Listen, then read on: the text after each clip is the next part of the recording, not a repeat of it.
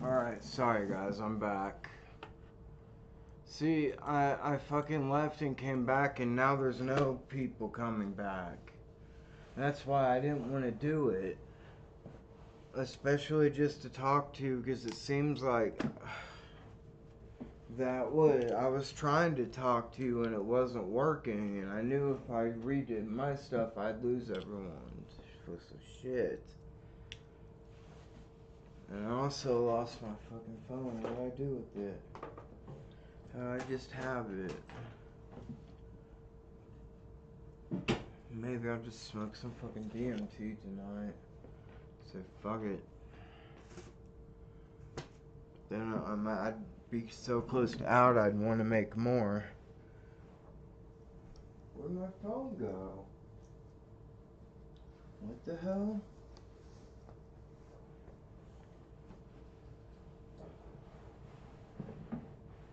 Did I leave it upstairs? Huh?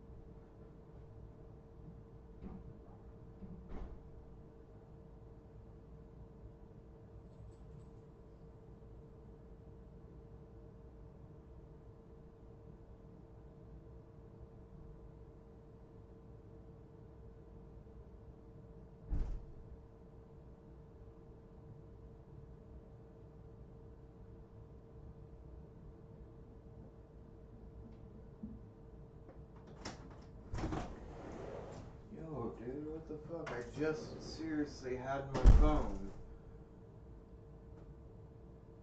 I was looking at it over here. Here's my old switch case.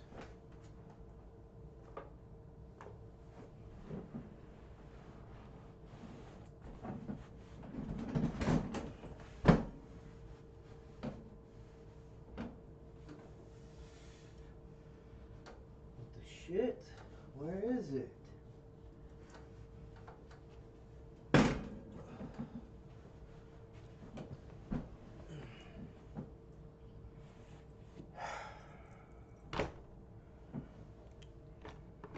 Now I'm fucking tripping out. I don't even know where any of my fucking shit is.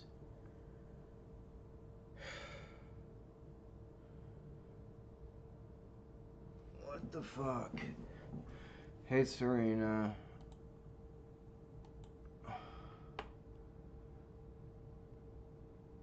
Okay, I'll see you when you get back. Maybe I will have found my phone back then. It's gotta be sitting around here somewhere.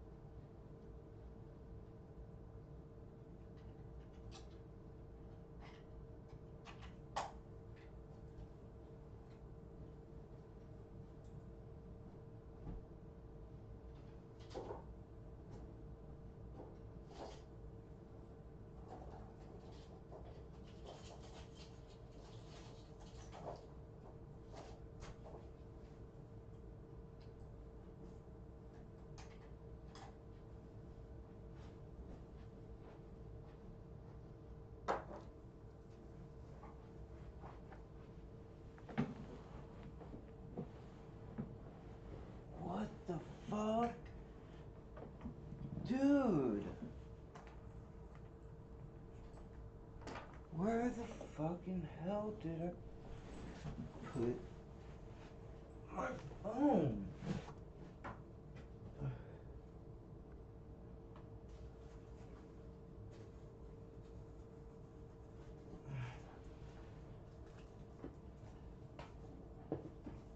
What the shit? It makes no sense. Makes absolutely no fucking sense.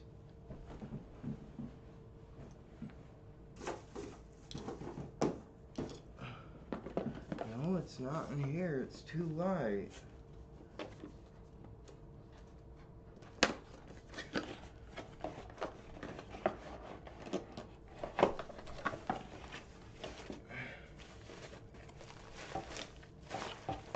What?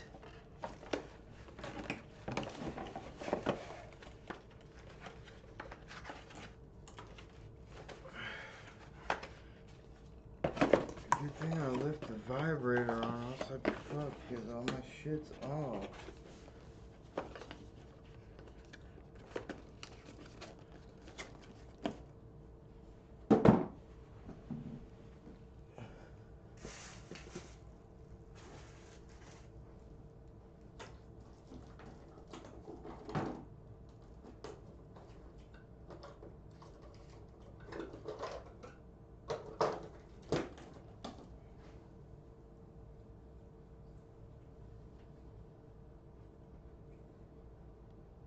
Dude, what the fuck? So I need my clothes. His old phone. Oh, come on, dude. I seriously just fucking had it.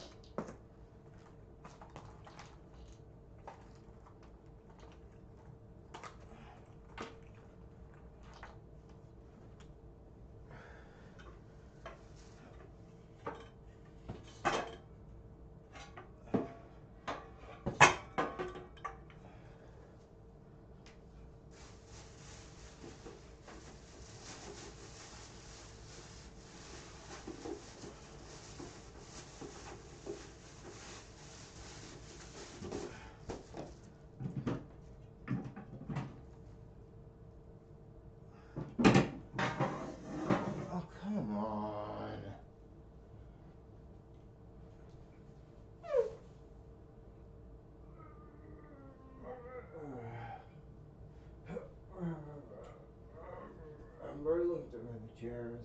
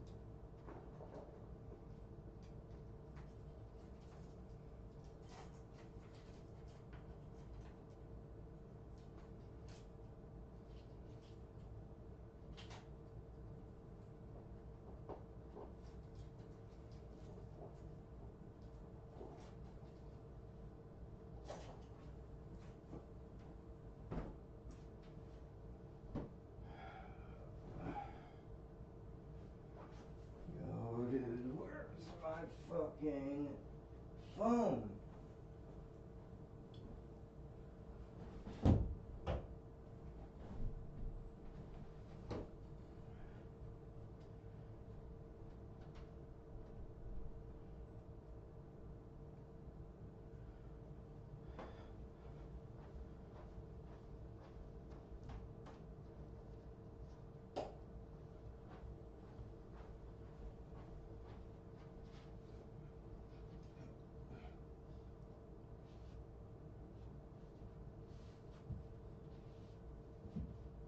I'll be right back, guys. I gotta ask someone to call my phone real quick.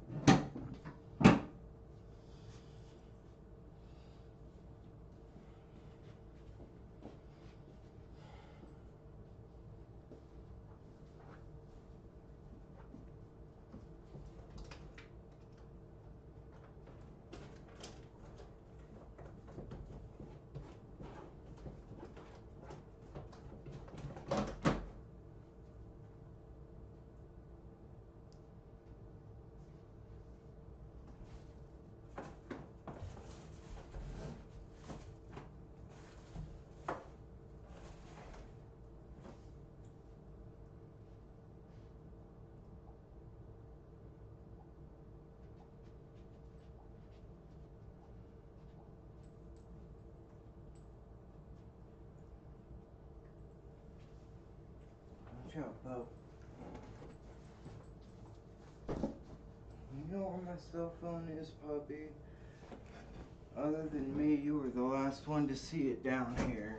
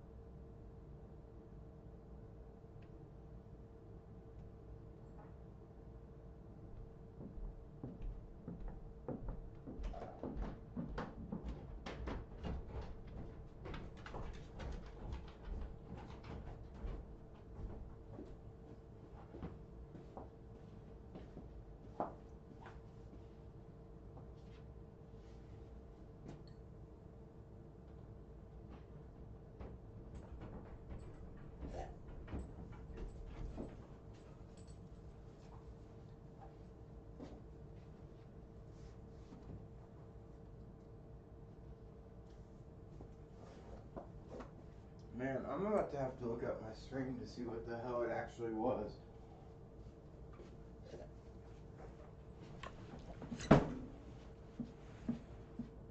I'm gonna have to actually see where the fuck I put my phone.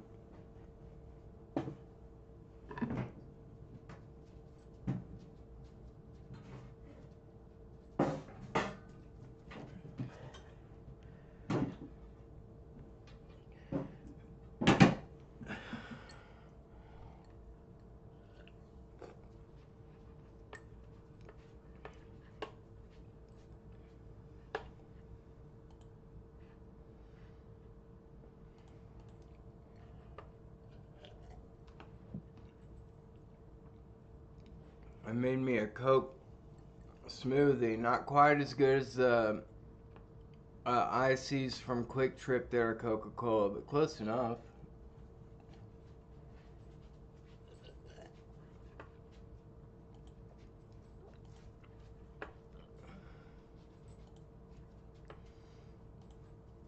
On OBS.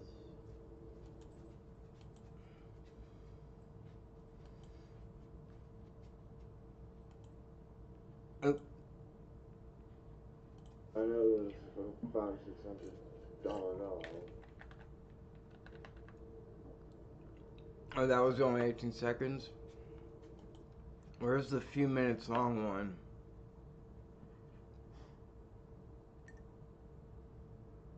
There we go.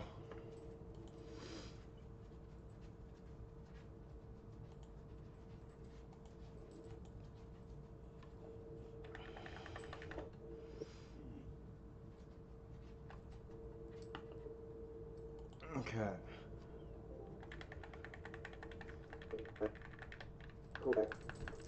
What did I do with my fucking phone?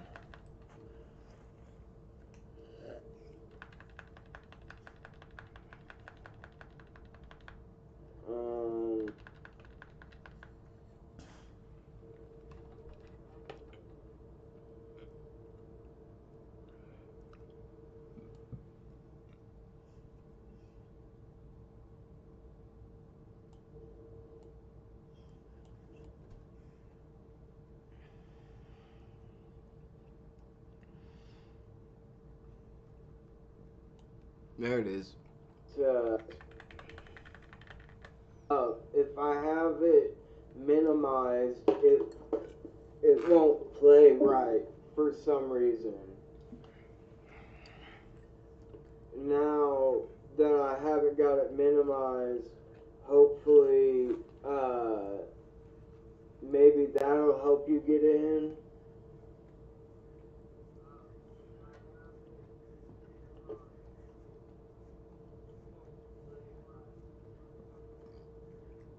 Like if I put something over it, after a while it starts slipping.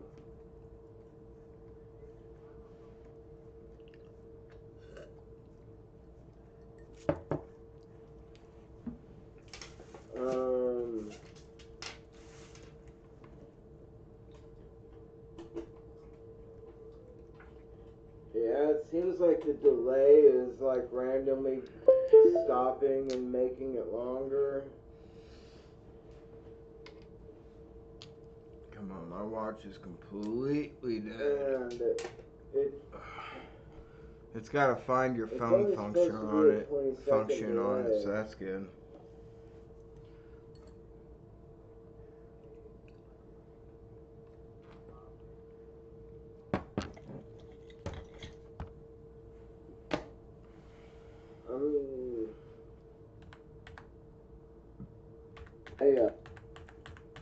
Well, it seems to be doing a little bit better now that it's...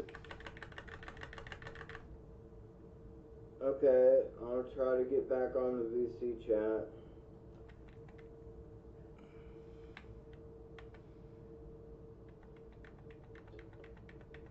Still can't... Alright.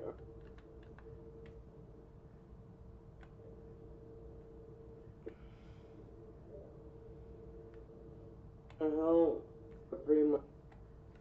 That's gonna do anything for Discord. but I'll see.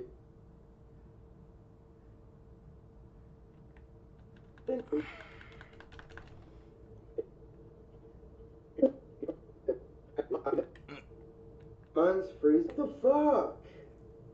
Okay. My phone was right here. Where did it go? Okay, I've got to let mine be up. If I have it minimized, it won't play right for some reason. Now that I haven't got it minimized, hopefully, maybe that'll help you get in.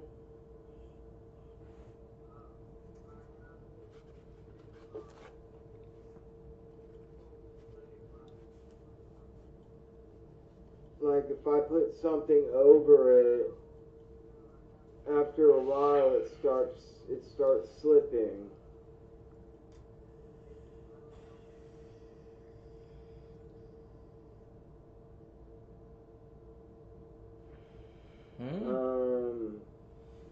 Where'd my Pop-Torns go? Or my Pop-Tarts go? Yeah, it seems like the delay is like randomly stopping and making it longer.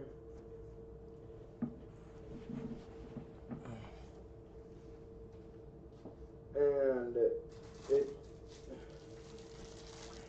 only supposed to be a 20-second delay. See, what the hell did I do with my phone after this? I knew I had it.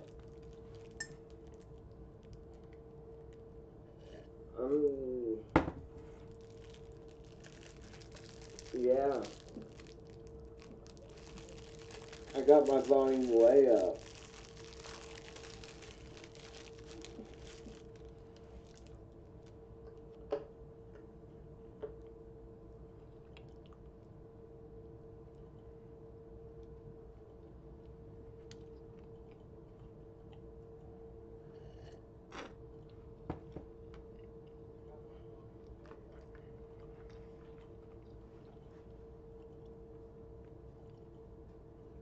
Okay. Well, it seems to be doing a little bit better now that it's in the background, but it was freezing. Hi, Suraj Saint. Oh wait, now it's frozen again. Now that it's okay.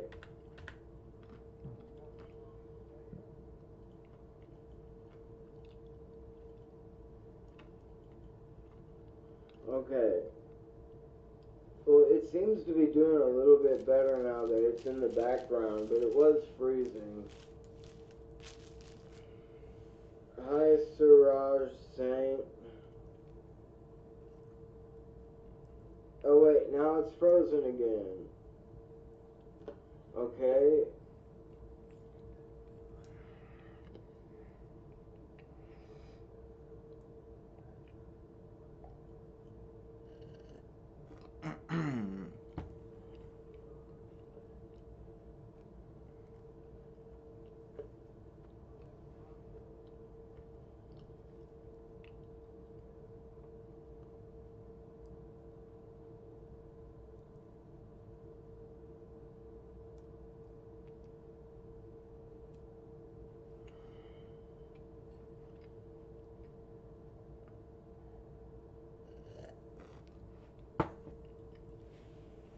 Yeah, Chrome.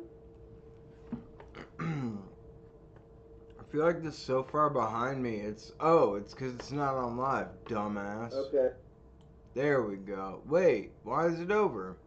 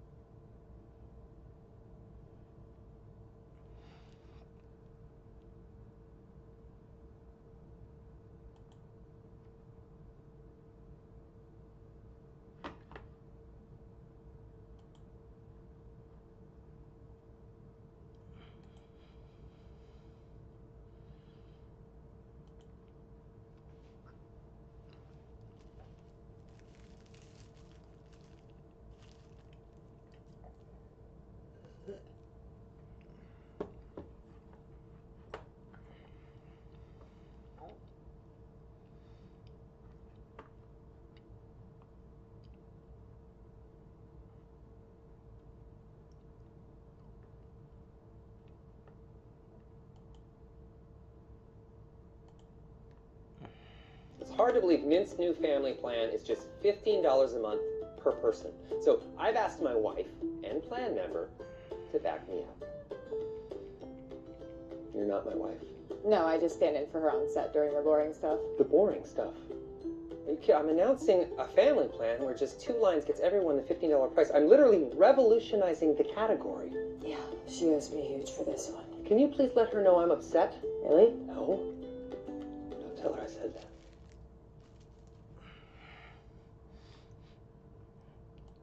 Hey everybody, today I'm going to be teaching you how to make a white hole. So a few videos ago I did a video on a black hole, and I got a lot of requests to talk about the physics of white holes as well. So today I thought I'd take it a step further beyond just explaining what a white hole is and teach you how to make one of your own. Now the theory of white holes came from the general theory of relativity, just like the theory of black holes did.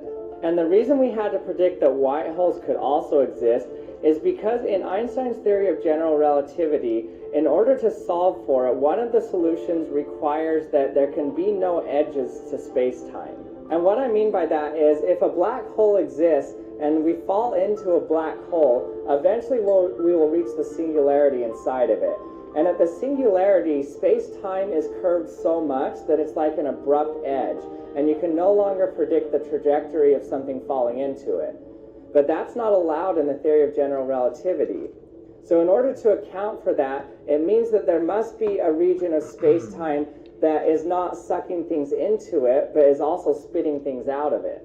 So that means that just like black holes are theoretically able to exist, white holes should be able to exist as well. And so how you can think of a white hole is basically the exact opposite of a black hole. But even though they're exact opposites, they still also have some similarities. The main similarity is at the center of a white hole, there's also a singularity. It's a point in space-time where all mass inside of the white hole has been condensed into a single point, infinitely dense. A second similarity is that a white hole also has an event horizon just like a black hole. The event horizon of a white hole is the point at which something that was inside of the white hole can no longer ever return to the white hole. Whereas the event horizon for a black hole is the point at which something falling into it can never get out. So if you thought black holes were weird, white holes are even weirder. So as an observer looking at a black hole, you see things fall into it and then slowly disappear. But as an observer looking at a white hole, what you would see is random objects suddenly appearing and popping out of the white hole. Now these are objects that were in the past contained in the singularity at the center of the white hole. But they're suddenly now popping out of the singularity, expanding, reversing entropy, and then popping out of the white hole.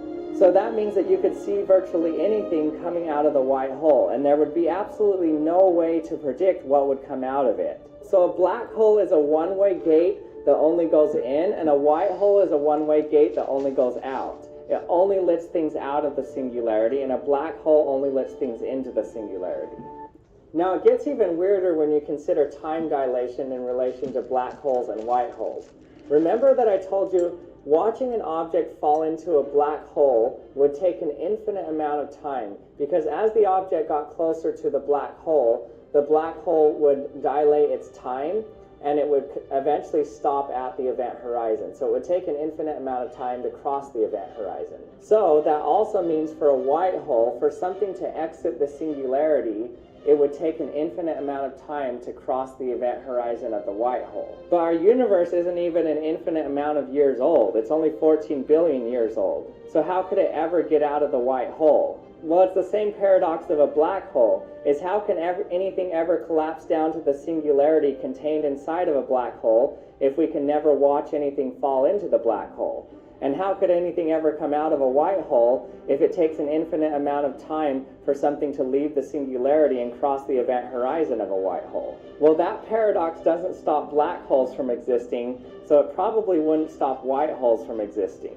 So let's say you really wanted to get inside of a white hole. Well, a white hole would be continually spewing out light, particles, anything. A spaceship could suddenly pop out, and you're trying to approach the white hole. So let's say somehow you could avoid anything coming out of the white hole and not get pushed back from it. Even then, as you got closer and closer to the event horizon of the white hole, you would need more and more energy to approach it. And as you approach its event horizon, you would actually need to start moving faster than the speed of light to get past the event horizon. So there's no physical way that you could ever get into the white hole. Now, what I said about it having to go faster than the speed of light to get past the event horizon of the white hole is really important. That means that you can never send any information into a white hole. It only comes out of it.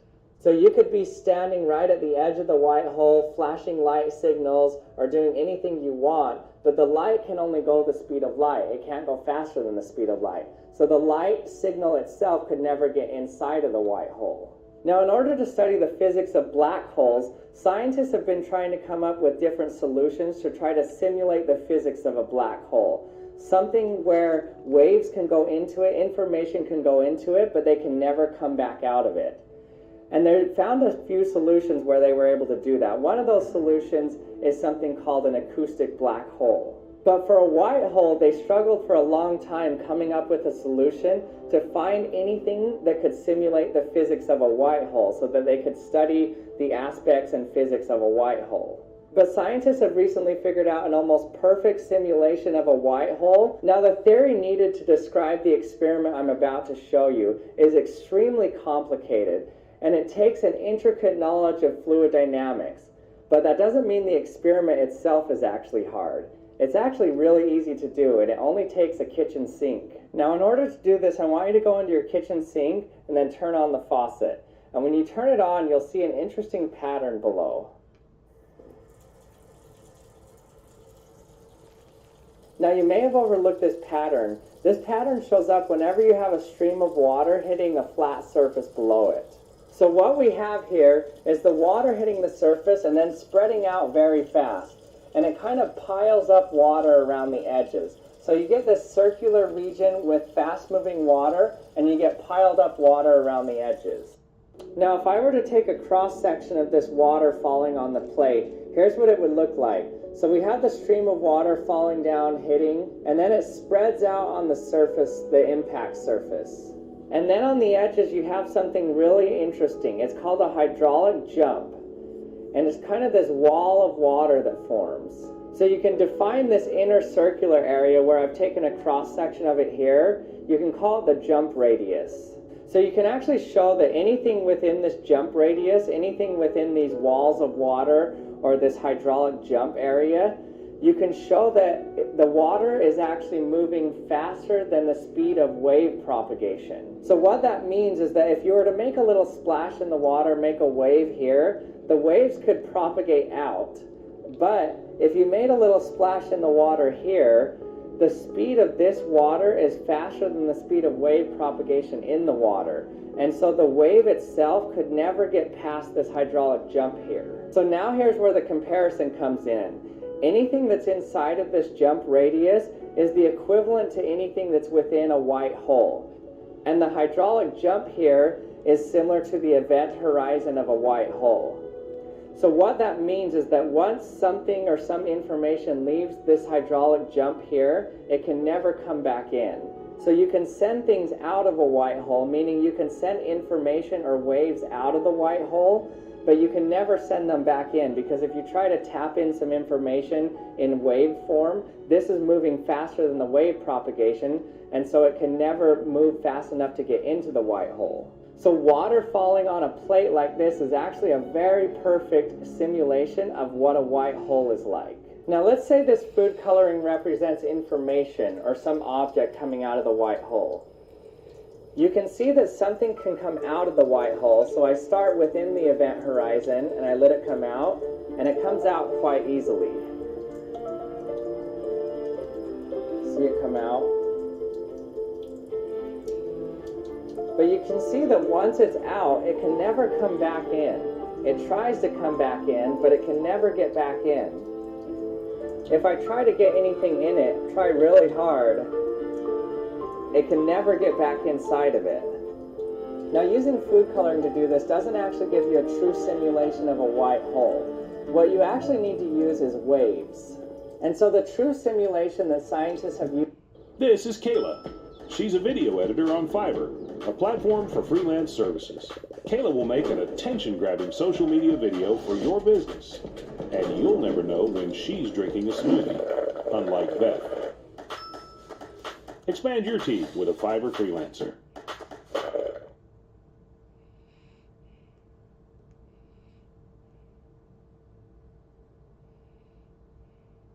What's up, guys? Today we have a slightly different episode. I don't know what these are for, but I'm about to find out.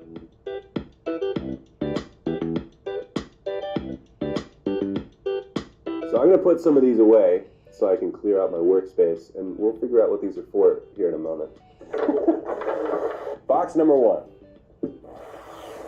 Hopefully it's full of more tubes. It won't be very hard to sort these gems. Hard is in all capital letters. I have a hunch about what this clue means. Oh, we've got a ton of stuff in here. So we have a bit of a spread, but I think I know what 2 or 3 of these guys are. These 2 fluorites, one of them is bicolor and faceted, and the other is rough and cubic and craggy and has that classic fluorite crystal habit to it. And then this is doing some crazy stuff optically along the different axes, has me thinking that I know what this is as well. A really beautiful light blue colored piece of rough topaz with some black inclusions, crystal inclusions on the back. We've got 2 faceted topazes, a blue and a colorless, so I'm going to put those guys together. And then we've got this beautiful sort of amber colored golden yellow orangish topaz. They call this imperial topaz. So we've got 3 topazes, 2 fluorites. This is selenite, which is actually a variety of gypsum. So it's very delicate, very soft, scratches easily. Fluorite is also not overly hard either. It's a 4 on the Mohs scale, and topaz is an 8 on the Mohs scale of hardness. So we've got gypsum is a 2 on the Mohs scale, fluorite is a 4, and topaz is an 8. Based on the clue, I think we're going to be tackling the Mohs scale of hardness today, which is super exciting. Hardness is one of the first things that I think of. It's sort of one of the fundamental physical properties of a gemstone or a mineral. And it's also important to know the hardness of something or the relative hardness of something if you're going to be wearing it or putting it in jewelry. You would never wear a piece of gypsum in jewelry. If you were to make jewelry out of fluorite, you might be cautious about making it into a ring because your hands are going to bump into things. If you wear it on a necklace or on earrings, they're a little bit safer and out of the way. And with topaz, you're good to go. A gemstone's hardness or a mineral's hardness is its ability to resist abrasion on its surface by another material. So basically, how difficult is it to scratch? That is what hardness measures, the Mohs scale, that is. So an interesting thing to remember about the Mohs scale is that it's not linear. The Mohs scale sort of measures stones' hardness relative to other stones. A diamond, which is a 10 on the Mohs scale, it is the hardest natural material on Earth.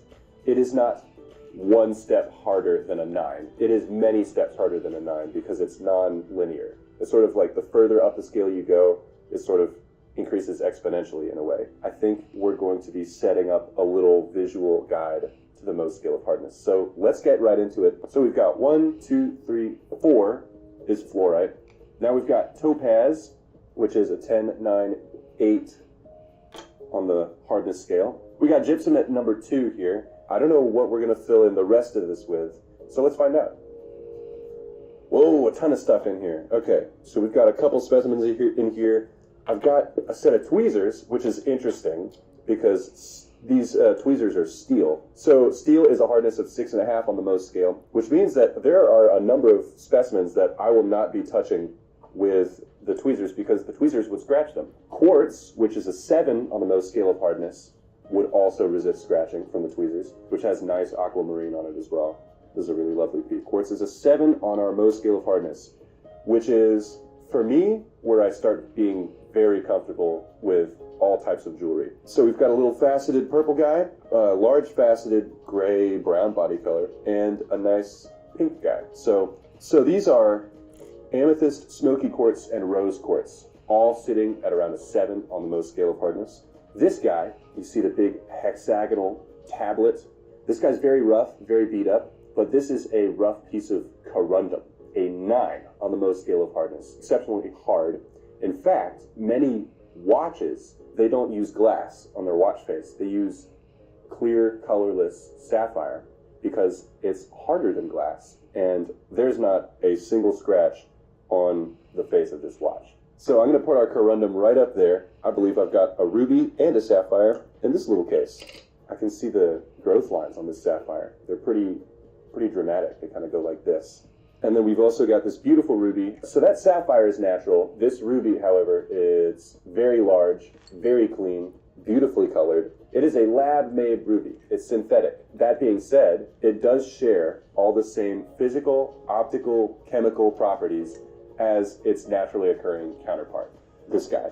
So they're both a 9 on the hardness scale. So I'm going to put both these guys up on my little pedestal here. Now this guy, this is cool. So this is a rock crystal quartz that's been carved and faceted in a really interesting way. So we're going to do a little experiment. So I mentioned earlier that steel is a 6.5 on the Mohs scale of hardness. Quartz, which is what this guy's made of, is a 7. In theory, a 6.5 sounds like it's very close to 7. So I'm just going to scratch away at this quartz. It's not doing anything. It's not doing anything. I'm applying some downward pressure. I want it to scratch. It's not going to, though. It would scratch the fluoride. It would scratch the gypsum. It will not scratch these. And it will not scratch our 7. In fact, I'm going to go try and scratch the topaz. It's not flat, you know, it's got to be resistant. It's got, you know, I'm hearing scraping, but it is breaking down the tweezers. Trying to scratch this topaz, I'm leaving bits of steel on the crystal itself. We're going to get a little bit more destructive. The tweezers couldn't cut it, 6.5 versus 7. But if we take our 8 and we put it against this quartz, what do we think is going to happen? I can feel that. I can feel it dragging. These guys, the tweezers, just kind of glide along the surface. This topaz, I can hear it and I can feel it. Listen to the difference between the tweezers scraping and the topaz scraping.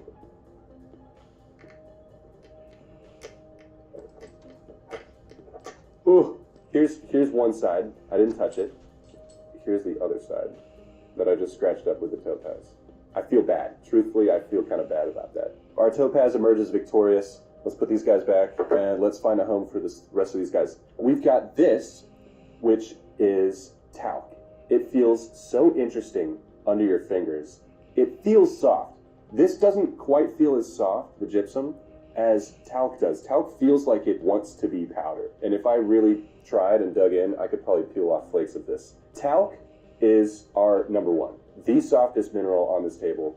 It's not going to get any softer than this. Your fingernail is a 3 on the Mohs scale of hardness. This is a 1. Oh, did you see that? I feel like Wolverine right now.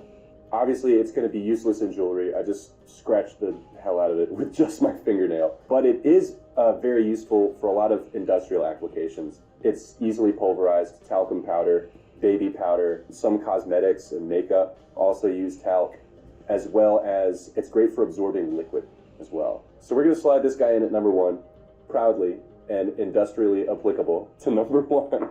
So we're missing our 3, our 5, and our 6. So the last little guy from that box is this little red square cut gem. It's a lovely little red color. It's very clear, and that is because this is glass. It is faceted glass. It's only a 5.5 on the Mohs scale of hardness. So I can't scratch it with my fingernail. All right, we're going to slide it right here between 5 and 6. We're going to put our little glass faceted guy right on there. Now, this is important to remember. If you have a piece of jewelry with a red faceted stone in it and you're not totally sure what it is, if it is glass, it's definitely going to have more scratches on it than if it's a ruby. Spinel also has a higher hardness than glass, so it's also going to have much fewer scratches than a piece of glass in your jewelry. If you're storing jewelry and you're not totally sure what they are, hardness is one of those fundamental physical properties. You've got to know them at least a little bit in your head so you know how to safely store your gemstones together. Lastly, we have our penny. This is a 3.5 on the Mohs scale of hardness, so I can't quite scratch it with my fingernail. I could scratch it with any number of these, but my fingernail is not quite going to do it. So I'm going to throw in another intermediary right here between our 4 and our 3 to represent the penny at 3.5. Okay, next box. All right, let's see what we got. We got one blue faceted stone here. We got a big piece of rough. These two faceted guys, this little lovely, almost iridescent blue fella, and then our diamonds. These are our number 10. This is the hardest natural material in the world. It forms deep in the mantle over millions of years under extreme heat and pressure, made of pure carbon, which is very interesting because graphite is also made of pure carbon, but it is much, much, much, much softer than diamond, which is why we can write with it. You know, I don't have diamond tipped pencils because diamond don't scratch the way graphite does. Even compared to number 9, corundum, on the Mohs scale of hardness, diamond is almost 4 times harder to scratch than corundum. And that's why we've given it a very high pedestal. This isn't a marketing thing, this is science. So one interesting property that diamond has in common with this much softer mineral, kyanite, is something called differential hardness. And what that means is if you try and scratch it in one direction, it has one level of hardness. And if you try and scratch it in a different direction, it has a different level of hardness, depending on the direction of the scratch attempt. So interestingly, for diamond, it's a 10 in both directions. Kyanite is about a 4.5 to 5 hardness in the direction of these grains. And if you scratch up parallel along with these fibers, it's a 4.5 to 5. If I try and scratch perpendicular to the fibers, suddenly its hardness is a 6.5 to 7. So in one direction, it sits about here, just above fluorite. And in this other direction, it's up there with quartz. How cool is that? So we're going to put it right about there. Depending. On a bad day, it's over here. On a good day, it's over here. This here, the color, is pretty distinct. This is apatite, which we learn in our gemological course is sort of representative of number 5 on the Mohs scale of hardness. I'm going to put our big guy down here. And we've got 2 little faceted apatites. 2 lovely colored stones. All right, final box. Ooh, nice. Okay, cool, cool, cool. Look at this guy. Huge parallelogram of a stone. I love this. This is calcite, and it's a fascinating little stone. And then this is labradorite, which is a type of feldspar. And this is our number 6 right here to round out our list. Another piece of calcite, a little bit smaller. We've got some faceted versions of these stones as well. I'm going to set them up on their pedestals. This guy is also a feldspar. It's not labradorite. This is labradorite. You can tell from the labradorescence, the optical effect there on the surface. This has a very similar optical effect. It's moonstone. So it's got a much wider body and like a blue play of color to it. Here's another larger faceted feldspar to go up there with our labradorite and moonstone. And lastly, a red feldspar called andesine. So we've got our Mohs scale right here visualized. It's tangible, it's tactile, it's a little destructive, very comprehensive. We've got lots of examples. Talc is the softest, used in a powder. Gypsum is number 2 on the list. It's also used in powders. Calcite, number 3, really crazy cool optical properties. At this point, all 3 of these I can scratch with my fingernail. We've got fluorite at number 4. We've got apatite at number 5. Let's not forget kyanite on the way to glass. Differential hardness for kyanite means it could slide up near quartz or it can stay near apatite. We've got feldspars here at number 6. Quartz at number 7. At this point, my steel tweezers can no longer scratch any of these gemstones. It can scratch from feldspar down, but at this point, the stones are supreme. We've got quartz at number 7. All of these varieties. Smoky, amethyst, rose, optic, large smoky. Topaz is our number 8. Very, very hard. Number 9 is corundum, ruby, sapphire. All of them, 9 on the Mohs scale of hardness. And lastly, the king of them all, on the highest pedestal, is diamond, the hardest natural substance. It cannot be scratched by anything on this table, no matter how many times and how hard you press on that diamond. It's not going to be scratched by any of these things. Also differential hardness, 2 different hardnesses in 2 different directions. They're both 10, making diamond the hardest thing on this table and on the planet. But hopefully you really enjoyed this episode. I love having like a visual sort of aid for all of the 10 levels on the Mohs scale of hardness from 1 talc to 10 diamond. Let me know down in the comments if you would like us to do another video in this style covering, I don't know, toughness or stability or any of the other sort of scaled properties all gems and minerals have. Of course, don't forget to like and subscribe, and please ring that bell if you don't want to miss out on any of our future videos. Thanks for watching.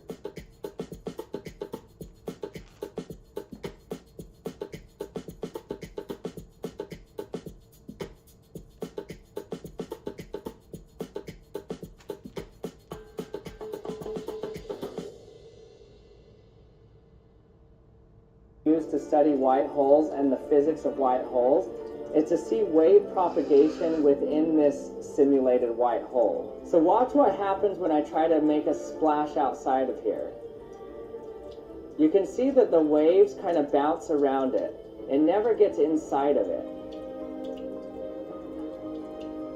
So if I were trying to send some signal to inside of the white hole, it would never get there. But if I'm inside of the white hole trying to send something out, you see I can splash out a signal. Now this setup in my sink isn't perfect. One of the reasons is because this is non-laminar flow. And so that's why you get all these rough edges. You can see that the event horizon of the simulated white hole is kind of bouncing around all over the place. To make it look more clear, you could use something like oil. So you can see you get a very circular event horizon there. And that's because it's laminar flow, so you don't get that turbulence going. Now you can try using different fluids like I did in the thumbnail using milk. But the fluid that actually simulates a white hole the best is a fluid that has no viscosity. So in order to study this, scientists have actually done this type of flow experiment to simulate a white hole and measure the physics of it using liquid helium.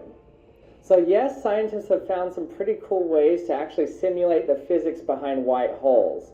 But are white holes actually possible? Do they exist in real life? Well, that's kind of up in the air still. If you ask the general consensus among most physicists, they'd probably say that they don't think that white holes actually exist. But if you look back in time and you ask that same question about black holes, it used to be that most physicists didn't think that black holes actually existed. And now we have very clear proof that there are black holes in our universe. One reason that physicists have a hard time admitting that white holes exist in the universe is because they don't know how they could form. They would have to have existed from the beginning of the universe itself, because since nothing could get inside of it, how did that stuff ever get there to begin with? However, in 2006, scientists observed what they think might be the first proof of a white hole in the universe. Basically, what they saw is this huge gamma ray burst, and it came out of nowhere and just introduced all of these gamma rays through the universe, and we were able to pick up the signal, and then it suddenly went away. So it's as if something just came out of nowhere. All of these extremely high energy particles just burst out into existence out of nowhere. And we determined that it wasn't a supernova, it wasn't an exploding star, it wasn't anything that we knew of that could produce gamma rays. And then all of a sudden that thing wasn't there anymore. And this actually fits perfect into the description of what a white hole would do. Basically, it would just spew out this stuff. It could be gamma rays, it could be actual objects, it could be anything. And then as it spews out all of the information contained in its singularity, then it would just poof out of existence. Now the gamma ray event I'm referencing here is called GRB 060614. And there's a lot of theories to what it actually was, some of them including extraterrestrial life, but we don't really know what it was to this date. And some people have attributed it to the proof of white holes. Now the other problem with white holes is they actually break the second law of thermodynamics. And in this universe, we obey the second law of thermodynamics. In this house, we obey the laws of thermodynamics. But it starts to make sense a little bit more if you actually consider white holes and black holes as different sides of the same coin.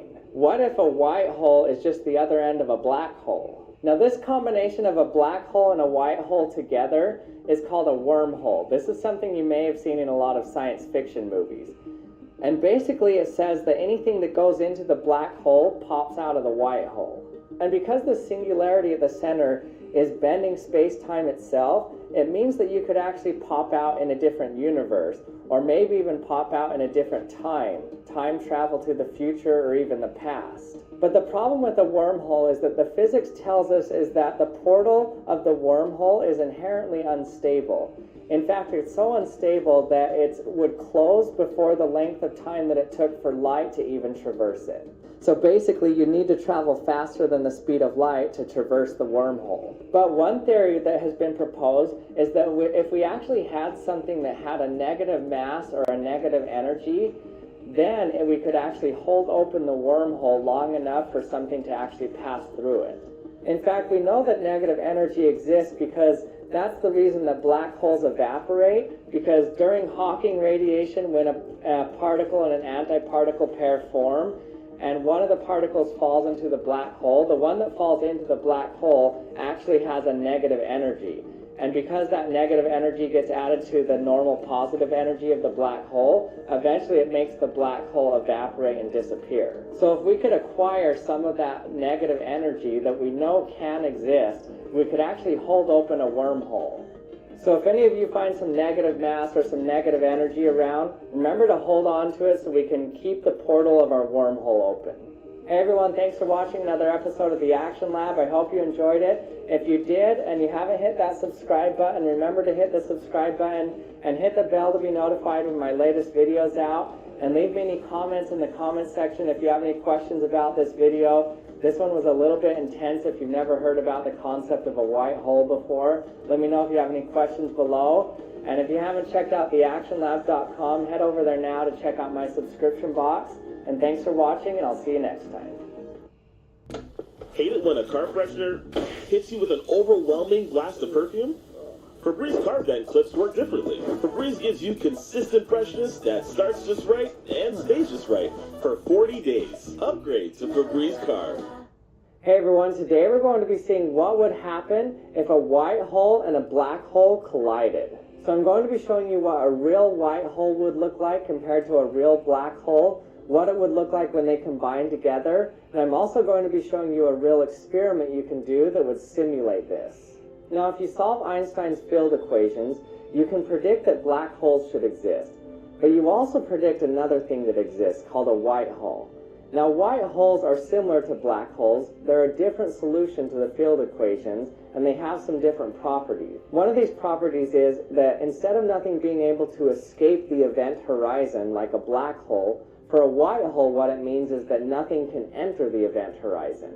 So nothing can actually go into a white hole, whereas nothing can actually come out of a black hole. So a white hole and a black hole are actually very similar. A white hole is just a time-reversed black hole. In relativity, it's important to choose your coordinate system wisely because time and space depends on gravity and speed.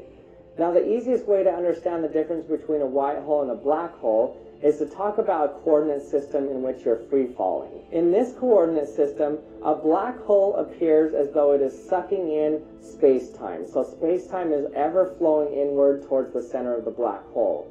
But for a white hole, space-time is always flowing outward, away from the center of the white hole. So remember that in a free-falling coordinate system, black holes are sucking in space-time and white holes are spewing out space-time. Now here's where it gets interesting. So for a black hole, it's always sucking in space-time.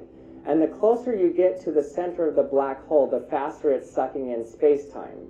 So for example, picture a drain with water flowing.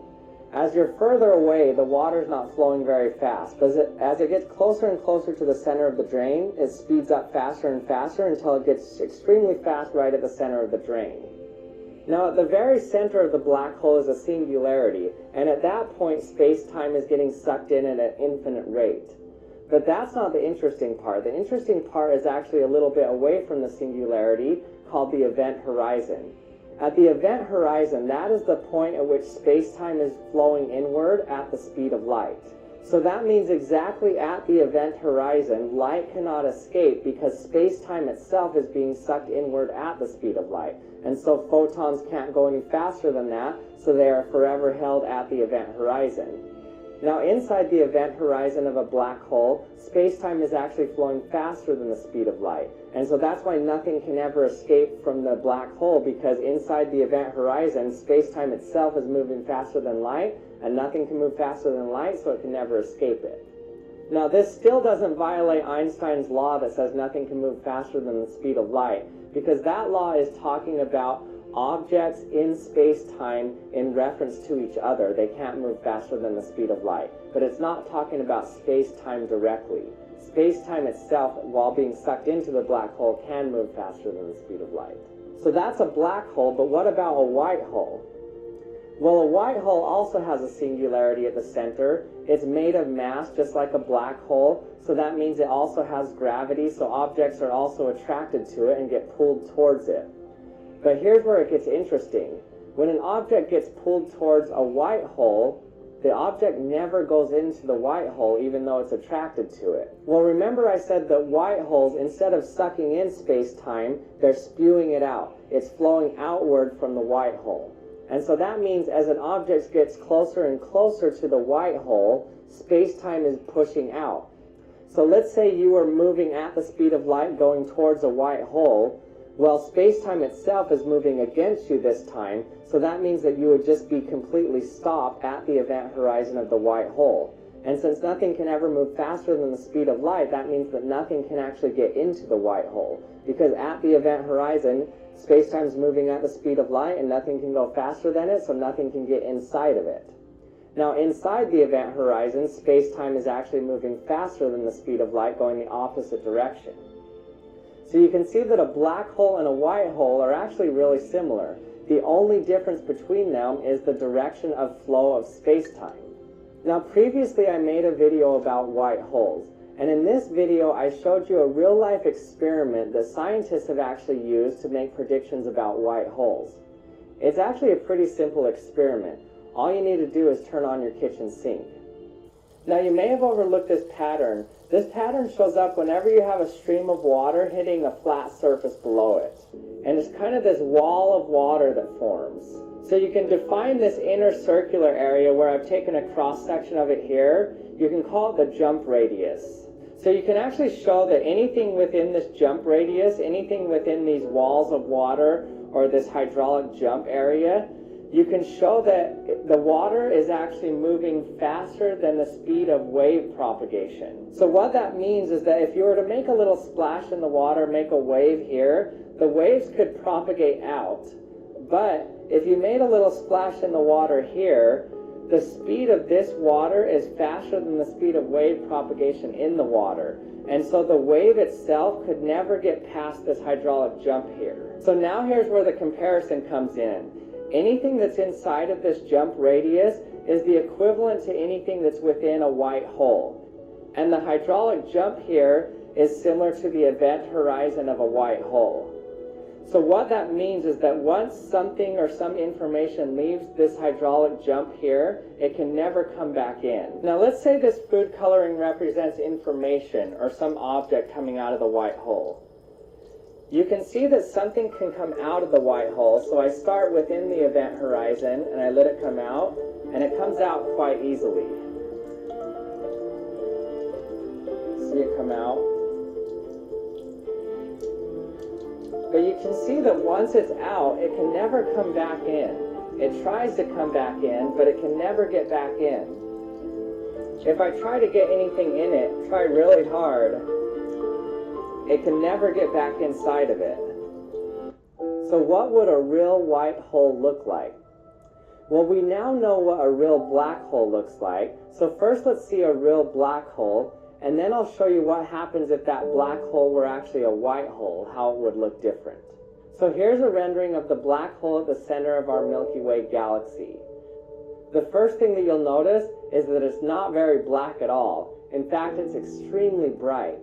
Now, the reason it's so bright is because it's constantly spewing out radiation, Hawking radiation, and also because of the accretion disks around it. Now, the accretion disks happen because as things approach the black hole, they approach the speed of light. And as they approach the speed of light, their time relative to ours slows down. And so basically it's as though they become frozen in time. Eventually they become redshifted out of view, and we never actually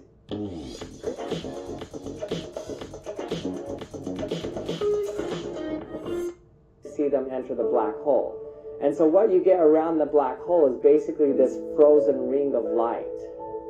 And you'll notice that everything is lensed because the black hole's gravity bends space-time, and so it's basically bending the light from the stars behind it, and so it appears as though it's this giant lens. So here's what it looks like approaching the black hole at the center of our galaxy. Now, the part of the black hole that you can't see anything, that is the event horizon, in which no light can escape at all. So you'll notice that as you gaze into the black hole, you can't see anything inside of it because nothing can escape it. So now here's the interesting thing. Remember that I told you a black hole and a white hole are different solutions to the same problem. So what we can do in this simulation is actually just flip the black hole to a white hole. And so let me do that right now. Okay, I'm going to turn this giant black hole into a white hole. And done. So the first thing you'll notice is that the accretion disk disappears for the white hole. That's because space-time itself is pushing things outward, and so in a free-falling coordinate system, you can't ever stay around it. It's always being pushed outward. You'll notice that it still has the ion jets coming out of it.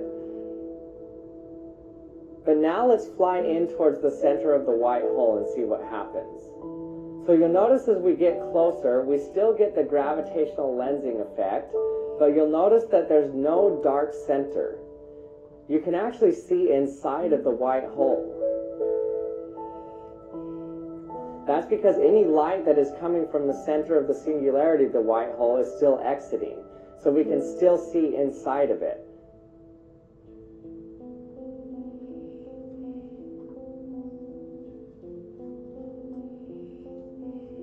So the inside of the white hole could be another universe altogether or a different part of our own universe.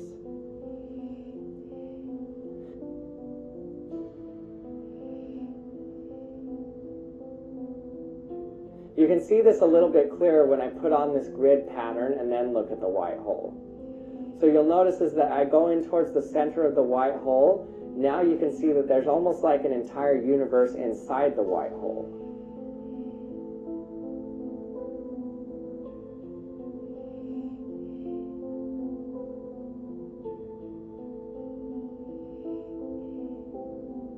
So now what would happen if a black hole and a white hole were now to combine together? First, let's do an experiment to see what would happen.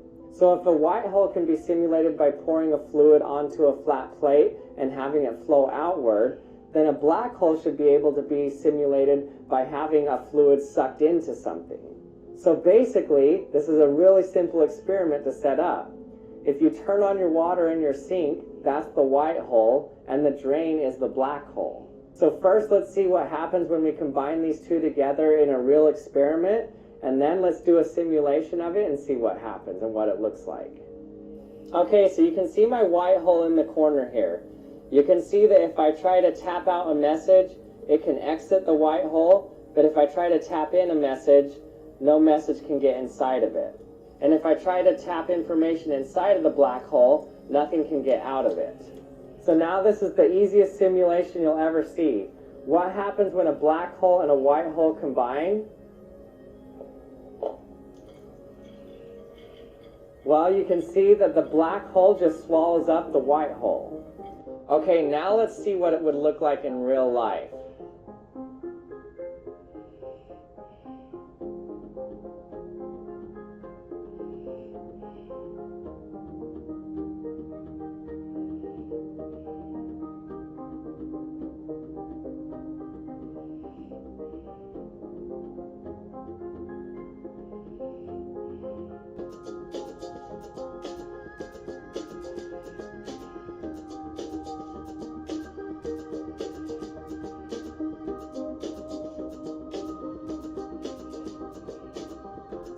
So just like in the sink experiment, the black hole basically swallowed up the white hole.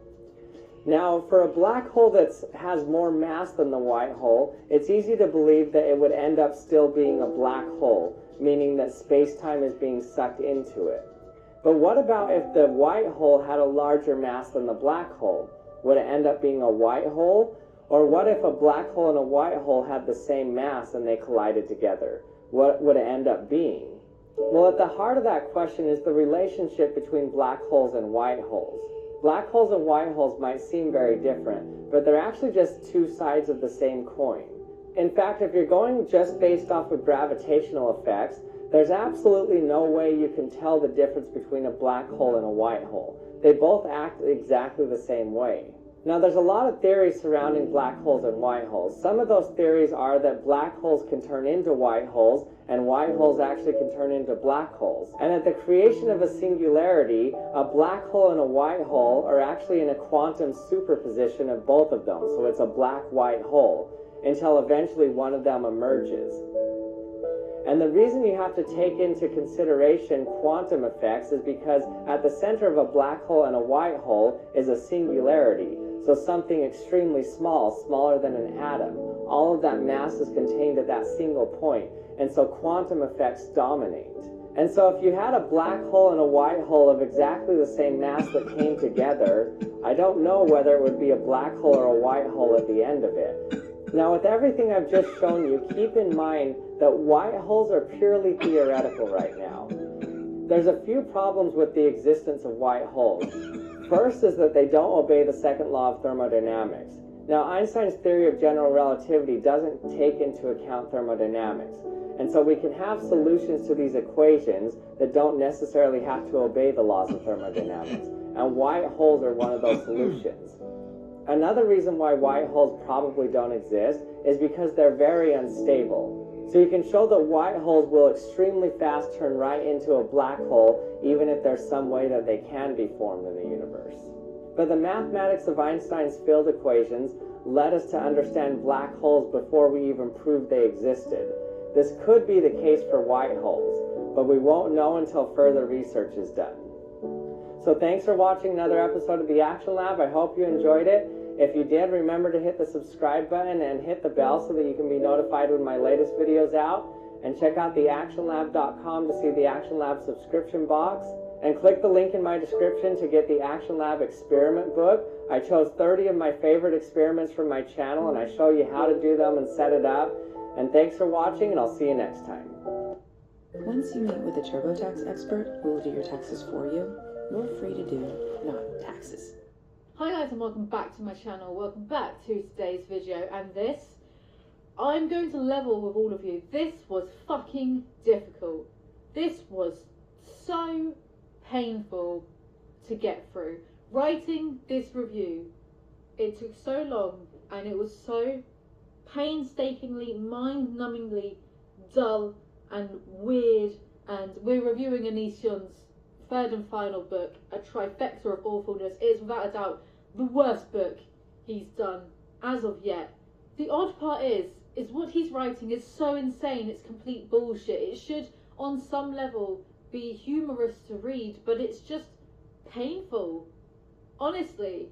So we're going to get on with that video, but first, a message from our sponsor, AdTime.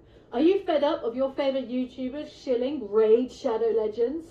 Well, too bad. Here's your least favourite YouTuber here to shill Raid Shadow Legends. I have to fill this spot with about 30 seconds of me talking absolute nonsense. Did you know that you can play it on both mobile and desktop, but not on your Apple Watch? It's, there's a new feature, the Tag Team Arena. You know at school where you get into teams with each other, you know, when on the playground you play tag? It's like that. The Tag Team Arena is like that, except not anything like that in the slightest. Right, let's see, what else? They have a chatbot now. If you get a little bit lonely, you can talk to this chatbot. Watch out, because the robots eventually will rise up against us. Don't get too friendly with the AI, but there is a chatbot now. Talk to it all the time. It's my best mate, actually. So with this game, the best thing to do is to log in daily, because you get daily rewards, and you can find them up here somewhere. Don't know if you can see that, but look, see, this is definitely Raid Shadow Legends. Facts, mate. Every 3 days an exciting tournament takes place in Raid Shadow Legends, so make sure that you check that out, and you're logging in daily, and you are doing the campaigns, and you level up your champions with artifacts and stuff. Let's open a blue shard right now, together, me and you. We'll do this. It'll be a lovely bonding experience. Okay, let's summon a rare, epic, or legendary champion. Mystic Hand. What does he do with those hands? There's a man who knows how to use his hands. Go to the video description, click on the special links, and if you're a new player, you'll get 50,000 silver, plus 50 gems, plus 1 energy refill, plus 1 clan boss key, plus 5 mystery stars, plus 1 day XP booster, plus 1 free epic champion, shaman, either one. All this treasure will be waiting for you here. If you need advice, you are not alone.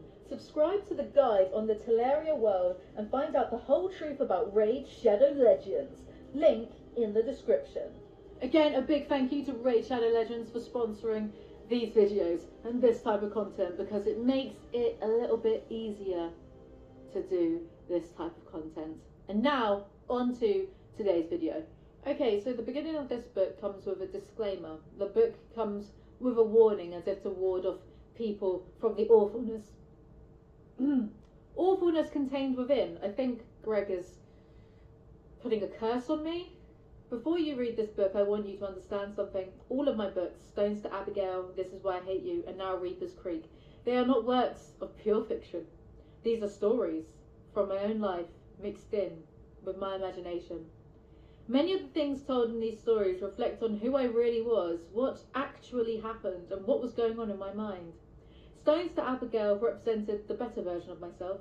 Many of the events in that book happened in real life as well. This Is Why I Hate You represented the darker version of myself. Various aspects of that book were derived from my actual life too.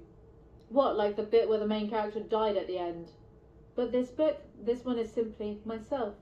Who I was, both good and bad, during the time this story takes place. As you read, I'll leave it up to you to decide what events really happened and what is a product of creativity. I already knew going into this that he kills God or becomes God or does something fairly Japanese RPG-y, so I'm wondering, is that real life or is that a creative endeavour of Greg's? Is it an insight, in fact, in how he sees himself as some sort of demigod? Watch on to find out. Summer this year was strange. There was a girl there. When I looked at her, it felt as if she was staring right through me. She had curly brown hair. Her parents were both from Latin America. She was so cute. She was my favourite part of church every Saturday, and the entire state of Ohio itself. At this point, she is my main reason to return next summer. Okay, so 3 paragraphs into the book, there's already mention of a girl for the main character to unhealthily fixate upon. New novel, same old Grease. Walking outside, my stepdad is working on making another bed with his bare hands, just like the bed he made me, the bed that somehow allowed me to exist with my own space in such an unlikely place. Where would I be going to bed without the contraption he made me? In the bathroom? Or maybe we would just hang a blanket from the ceiling in our little wooden front room. Was this edited? Hang a blanket. What is that? Did you fall asleep on your keyboard whilst fapping to Lolly again, Greg? Hi, Papa, I said as my stepdad chipped away. He looked up with his goofy moustache bending to his smile. Hey there, Greg. I'm making this bed for your cousin Rod. So we haven't been introduced to the main character yet, but a quick glance at Wikipedia will tell you that the main character is meant to be called Daniel. Freudian slips, even when you're writing, are quite impressive, Greg. Do you not look at a screen when you type, or were you too busy watching porn to do a bit of proofreading? Hey, dork, belted my sister, who was no longer playing with the geese.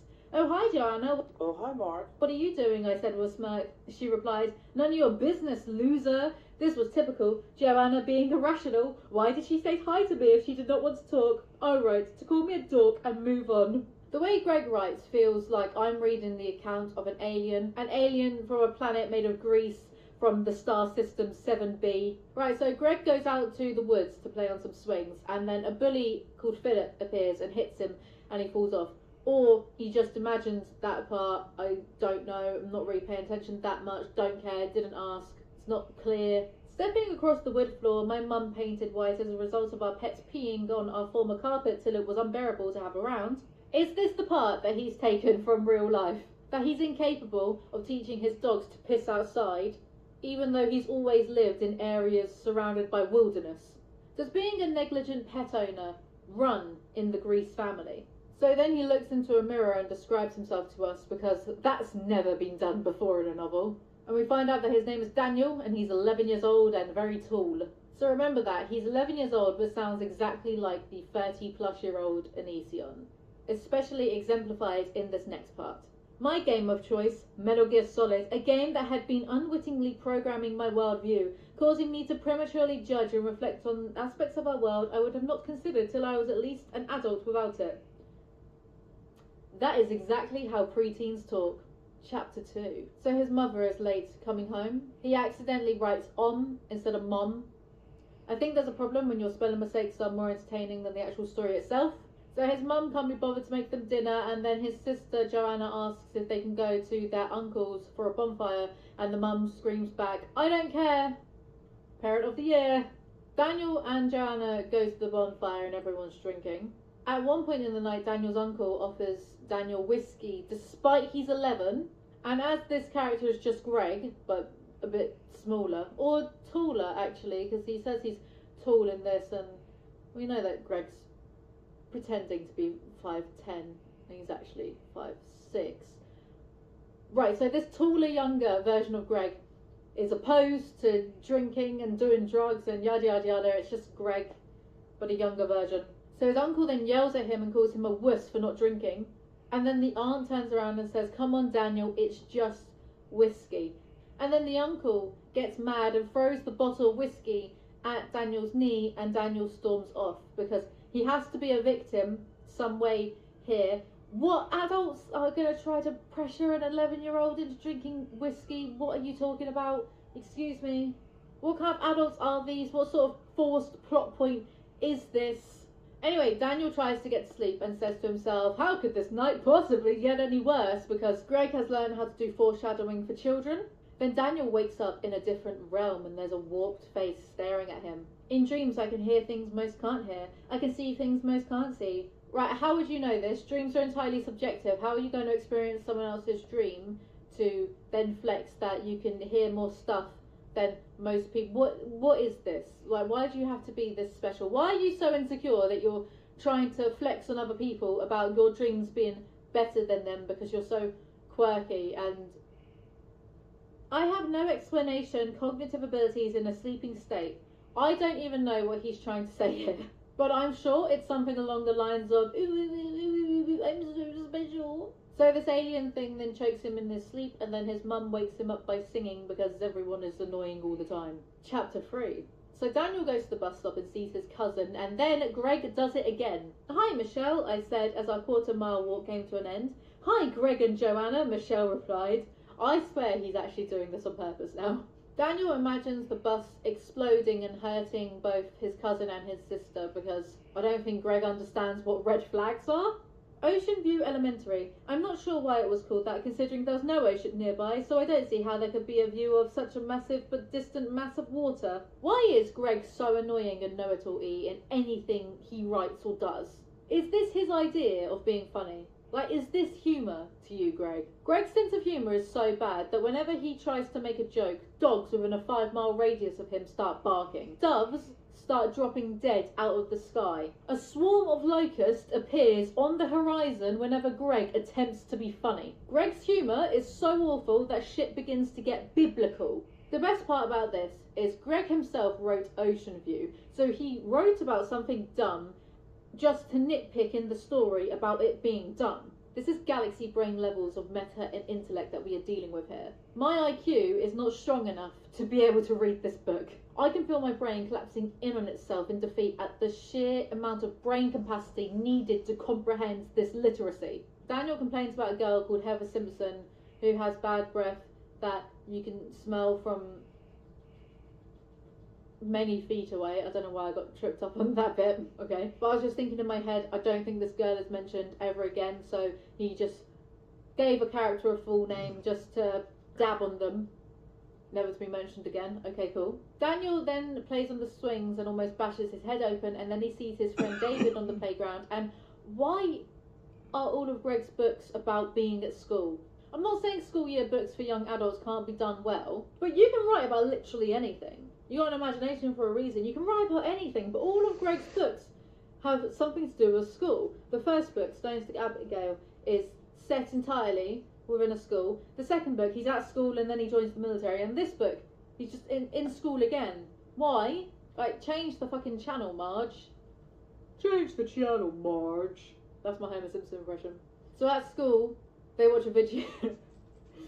They watch a video, I don't know if it's for science class or history class, but they watch a video and the narrator goes, but what if we mixed a dinosaur with a human? It's like an episode of Ancient Aliens they're watching. No disrespect though, Ancient Aliens is peak. And honestly, if Greg is talking about reptilians, I will fucking sue the fucking swamp out of you, Greg, because reptilians is my thing, it's my copyright. I invented reptilians, it's not for you to use. I invented reptilians, David Icke who? He just stole it off me. So the dinosaur man in the video is the same face that Daniel saw in his dream last night, and he gets upset and he walks out and sits in the principal's office and just doesn't go to lessons. And then they eat lentils for dinner, which I'm pretty sure has been mentioned before in his books. Maybe Stones to Abigail. They eat lentils and toast for dinner in this one, so they're really mixing things up. Greg's trying new writing techniques for this book. Lentils and toast for dinner. Turns out there is a third sister called Christina, but again, don't care, didn't ask. So the mum then asked Daniel how his day was at school, and Daniel says, oh, they showed me a picture of a scary dinosaur face man, and I cried. And then his mum is all serious, like, oh, they showed you a scary alien at your age, and he's 11. Do 11-year-olds get scared of dinosaurs? And that's a little bit too old, surely. I think I watched Independence Day when I was about 7 or so. Like, Greg, is your main character meant to be 11, or are they meant to be 5? Chapter 4. There's a time skip to 4 months later. David asks if he can take the bus home to go to Daniel's. Daniel's worried that his mum won't approve. I don't think this is ever touched upon again in the story, so, okay. In my script, I literally wrote 6 question marks. They hang out at Daniel's and perv on Daniel's sister's friend. Daniel tells us that he doesn't find her attractive, but Greg still took the time to type out, random girl with the biggest breasts I've ever seen, so there's that. But when I read that, I started imagining Daniel in the book as Daniel from Hiding in My Room. You know, that guy on YouTube? And it low-key kind of makes sense, doesn't it? Kind of. The characterization of this Daniel kind of fits the...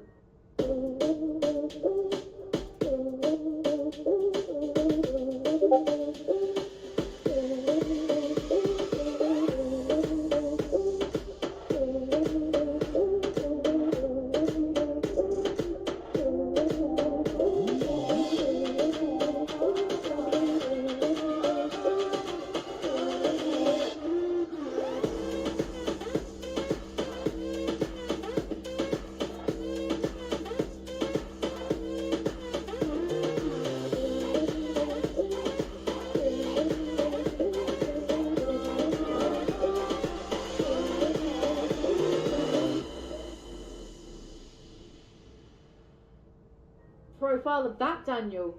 So for the rest of this, we're just going to imagine that it is Hiding in My Room.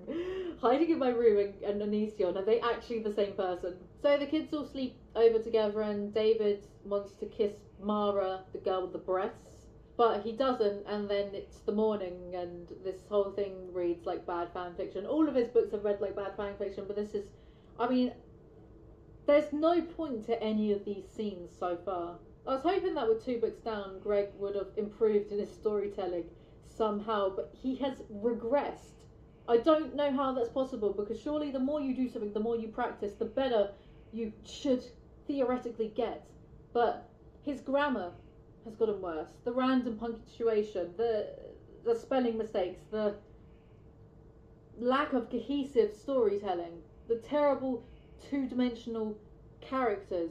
I don't know how he gets worse the more he does. He's a medical anomaly. He really needs to donate his brain to science at some point. So Daniel sees the bully Philip, and bully Philip shouts at Daniel. But then Daniel sees 2 girls to annoy with his existence, so he goes to talk to them and ignores Philip. And then because of this, Philip has a tantrum in class and gets removed by the principal. This next bit in my script sums up my mental state at the time. This is boring. This is so boring. Why did I do this to myself? This isn't worth it. I'm saying words, but none of it means a damn thing. So, Daniel just feels bad for Philip because he's better than him. He imagines that Philip has a rough home life and his mother is just high on drugs all the time because Greg hates women. And the dad yells at Philip and clenches his fist and, oh, the torturedness. And then the chapter ends with Daniel falling asleep because that is the only way that Greg seems to know how to end a chapter. Chapter 5. I looked outside my windows, the river running by. I stared, completely losing myself to the effortless flow of water that would take countless men to move so quickly and smoothly without machinery. Maybe this observation is pointless, or maybe we all regularly fail to embrace the true nature of nature, reality of our reality. Greg really thought he did something with this paragraph. It doesn't make sense. Take countless men to move so quickly and smoothly without machinery. I think I understand, scarily enough, I think I understand what he's trying to achieve when he writes all flowery prose like this, but it just really falls flat. There's no emotional impact. So Daniel doesn't want to go outside and play at playtime because of that boy Philip, so he stays in the classroom. And then some kid comes along and says that the bullies have been mean to him. And Daniel wants to help him and protect him because he has a hero complex. And then he reveals that his mum taught him how to fight, which is definitely one of the, dare I say, plot points in Stones to Abigail. One of the little nuggets of information that his mum taught him how to fight. So we're just reusing the same characters over and over again. Greg, writing is meant to be creative. You can write about almost anything. Why are you reusing characters that had no depth or life or creation in the first place? So the boy is called Aaron, and Daniel goes outside to defend Aaron and threatens to kick the bully's teeth in. That's what he actually says, I'll kick your teeth in. When I'm reading and writing my review of these, I can genuinely feel the life force being drained out of me. I'm feeling it being drained out of me just recapping what I wrote yesterday. Greg's writing genuinely sucks the joy out of me. You look at my other videos and I'm so happy and I'm cracking jokes and I'm having a whale of a time. I just look sad. I look so defeated whenever I do these videos. Thank God these videos get sponsored by Raid Shadow Legends to make it almost worth it. Probably not really. Still wasted about 20 hours of my life that I'm never going to... I want reimbursement from Greg. How many days have I spent cumulatively doing these reviews? Guys, please remember to like this video and give me some joy, please, in this bitter, horrible world. So Daniel and David go home together and Daniel dabs on some fish. There were random dead fish that had swam up the stream to lay their eggs, then, die, full stop. I'm not sure why some fish work this way, but they do. If you can imagine being so insecure that you need to show us how much smarter, how much more big-brained you are than evolution, then congratulations, you can imagine what it's like to be in the mind of Elysion. I have a jug of poisonous Kool-Aid just over there if anyone wants to take a swig. Immediately I began punching arrows into the random dead fish in the creek. David screamed with laughter as he came down the hill to see what I was doing. Oh my God, shoot more, he hollered as he snorted. Why am I jealous of the dead fish right now? Hey Daniel, see? I turned around to see nothing but horror in his eyes. The fish was not alone. So, what they saw in that creek turned out to be the dead body of a woman, because this is the remake of Stand By Me that nobody asked for. At the end of this, there's this character called The Body, like capitals and everything, like The Body. And Stand By Me, the short story by Stephen King, was originally called The Body. The parallels, could this mean anything? No, it doesn't mean a fucking thing, but still. But Greg's not capable of reading, so I doubt he would have known that. Anyway, what am I doing? I'm so sorry, Stephen King, for dragging your name through this filth. Sorry, mate. So Daniel goes back to school after 10 days. He says he had psychological stress from finding the dead body, but he doesn't show this in any way, shape or form. We just have to take Greg's word for it. Greg will write things like they're feeling an emotion, and that's it. We have to believe him because he doesn't show anything to prove that to be the case. It's like Greg is telling us in this specific scene, look, he was affected by seeing a dead corpse, but you're just going to have to take my word for it. Use your imagination. Imagine what it's like. So Daniel asks out a girl called Aubrey, bored and boring. Then the teacher apologises to him over the alien dinosaur thing. Right. I mean, also, it's called a reptilian, so look it up, sweetie. Daniel goes home and sees his stepdad talking to his Uncle Ben. Uncle Ben? Really? Is there an ounce of creativity within you? Blah, blah, blah, blah, some stuff happens. Well, not really, nothing really happens. David plays Final Fantasy VII. Much realism. And at this point, I had to stop reviewing because I got a massive tension headache, and I genuinely think that this drivel caused it. It was really hurting back here. I had to stop for a few hours and then go back to it. Anyway, so Daniel starts punching Philip because Philip was interrupting him whilst he was talking to Aubrey. Another book, another weird revenge fantasy against bullies of Elysion's. You need therapy, mate, or you just need to drop it. School was a long time ago. What can I say? We were both taken to the principal's office, but at the time I didn't understand why I was even in trouble. Because you can't go around repeatedly punching people in the face because they're a bit rude to you, Greg. That was the last interaction I'd ever had with him before he died weeks later. Wow, the suspense is terrible. I hope it will last. Chapter 7. There's 24 chapters for this book. So it's revealed at the beginning of this chapter that Philip died because he sledded right into the creek. Well, we haven't exactly lost a scientist there, have we, fellas? Daniel has another dream about aliens, and somehow Greg has managed to make aliens boring even to me. Almost like the alien was constantly lost in deep thoughts about me. I'm not sure what the alien thought was so special about me. Well, you see, Greg, the alien is just as baffled as the rest of us as to how someone with so little brain matter can do so many things. Or maybe the alien is trying to work out what the hell the next sentence means. Really, the only thing I could imagine was the alien would, beyond my comprehension, break down my physical body so I could somehow be transported through the very roof over my head. A roof in no attic, as it was flat and low quality at that. What does it mean? So many words, but none of it means anything. So the alien tries to attack Greg / Daniel because it's as sick of his shit as we are. And then Daniel realizes that actually he's having an out-of-body experience, he's astral projecting, so he returns back to himself. Then there's some shit about red glows in the creek, and the chapter ends with a cryptic, I don't want to talk about this right now. Which is funny because I don't want to talk about it either. But we will, alas, keep going on with the review. Chapter 8. So he's at school, again, because where else would he be? And he wants to play football with David, and then there's this exchange.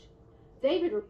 Even if your team's not in the same place, your work can be. You just need Asana. Asana organizes work, so teams know what to do, why it matters, and how to get it done. Try it for free at asana.com. That's ASANA.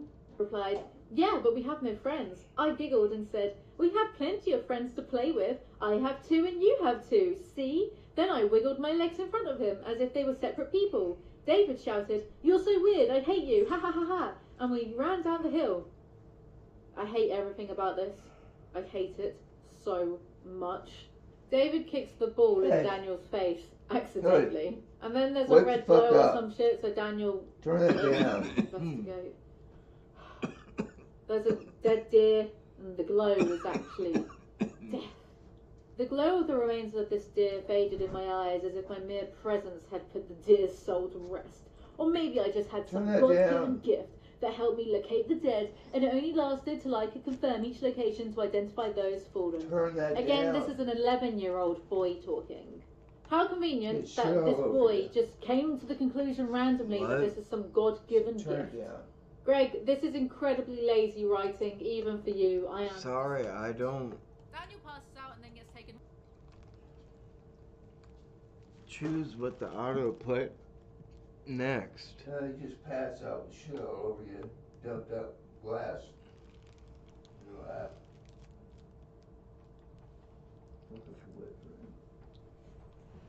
I don't have any dumped out glass on my lap. No, I picked it up, son. It's there next to you. I don't have any liquid spilled. What? I don't have any liquid spilled.